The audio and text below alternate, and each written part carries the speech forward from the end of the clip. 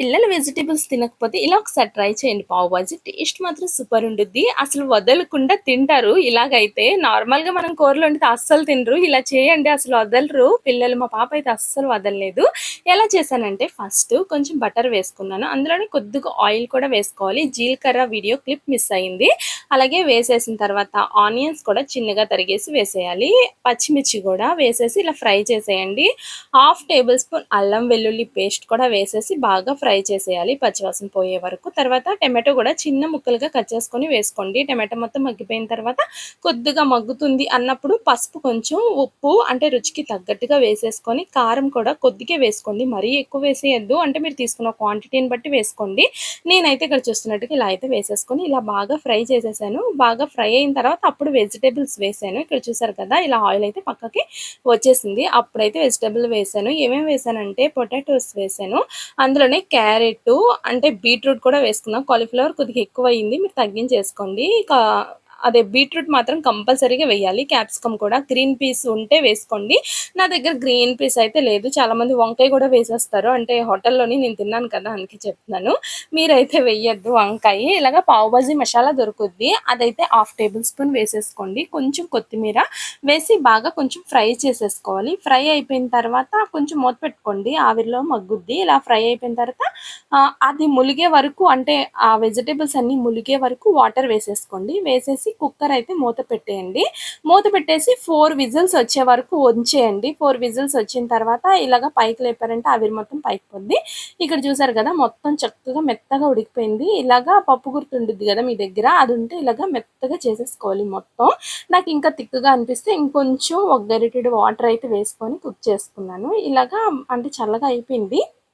ఇలాగ బాగా మగ్గించేసుకున్న తర్వాత దీనిపైన కొంచెం కొత్తిమీర అయితే వేసేసుకున్నాను. వేసేసి ఒకసారి కలిపేసుకున్నాను. ఇప్పుడైతే వేరే కడాయిలోని కొంచెం బటర్ వేసుకోండి.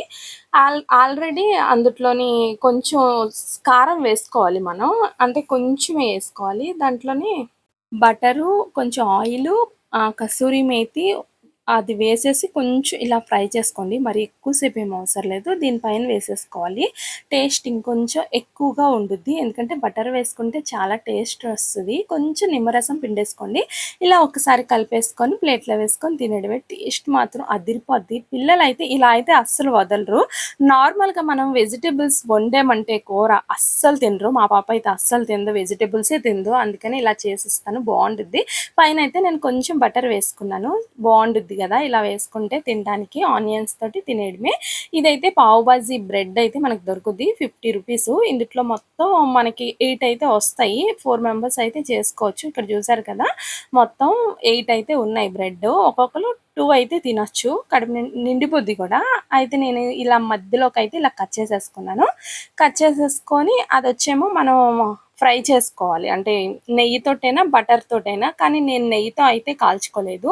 నేను ఎలా చేశాను అనేది ఇప్పుడు నేను మీకైతే చూపిస్తాను. ఇలాగ మిడిల్లో కట్ చేసేసుకున్న తర్వాత బటర్ ఉండిద్ది కదా అది కొంచెం వేసుకోండి. ఇందాక మనం ఫ్రై చేసుకున్నాం కదా కారము అటి, దాని మీదే వేసేసుకున్నాను. ఒకవేళ మీకు ఇంకా కావాలంటే దీనిపైన ఇంకొంచెం కారం కూడా వేసుకోవచ్చు. నేను కొంచెం కొత్తిమీర మాత్రమే వేసాను, ఎందుకంటే ఆల్రెడీ కారంతో ఉంది కాబట్టి. రెండోసారి మళ్ళీ వేరే బ్రెడ్ కాల్చుకునేటప్పుడు కొంచెం కారం వేసుకున్నాను. ఇలాగా రెండు వైపులా మనం కాల్చేసుకోవడమే.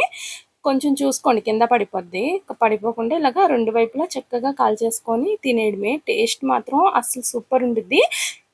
ఇలాంటివైతే పిల్లలు అసలు ఎంత ఇష్టపడతారంటే మనం వెజిటేబుల్స్ వండినా తినరు. ఇలాగ అసలు హెల్తీ కూడా, ఎందుకంటే మనం బటర్ తోటే వండుకుంటాం కాబట్టి, అన్ని వెజిటేబుల్స్ వేసి వండుతాం కాబట్టి చాలా ఇష్టంగా పిల్లలు తింటారు. పిల్లలు తింటేనే కదా మనకు కూడా హ్యాపీ. మా పాప అయితే అసలు ఎంత ఇష్టంగా తినేసిందో. మీరు కూడా ఒకసారి చేసి ఇచ్చేయండి మీ పిల్లలకి. Okay, bye.